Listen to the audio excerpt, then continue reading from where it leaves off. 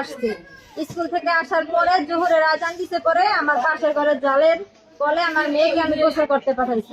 ও আমাদের বাড়ির পিছনে বের আছে রানা, বের দিয়ে যাইয়া তারপরে ও আমার মেয়ের গোসল শেষ, তারপর ও আমার মেয়ের মুখ চাপা দিয়ে খুলে ফেলে নিয়া তারপর ওই কলে দর্শন করছে ও আমার মেয়েকে। পরে আমার মেয়ে চিৎকার দিছে, ও মুখ ছাইরা পানি দিয়ে দৌড় দিছে।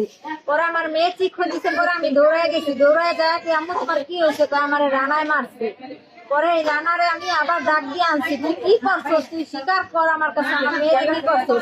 তারপরে ও স্বীকার করছে যে আমার ছোট বাচ্চা ছিল আমার মেয়ের সাথে, বলছে আপনি ছোট বাচ্চারা দেয় নাই দেখা ও আমার মেয়েকে ধর্ষণ করছে, ওই কথা বলছে, স্বীকার করছে।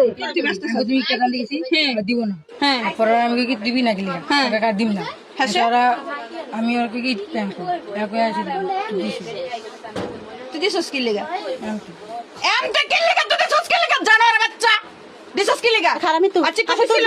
দিছস তুই আর দিছস আসলে চিকু দেয় নাই, আইসব কিছু করে নাই? দেয় নাই, আচ্ছা কত দেয় নাই এটা? কিছু তো যে রক্ত বেরিতেছে তার রক্ত বেরিতেছে কি লিগা? এটা আমি জানি না, আমার কিছু আমি আর তার কিছু কানে যে দিস না কিছু কানে আর কোন কোথায় কেন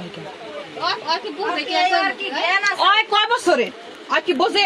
তুই বোঝস না? তুই দামরার মতন পলাইছস না? তুই বোঝস না? তা তুই আর বোকালে গেছস না?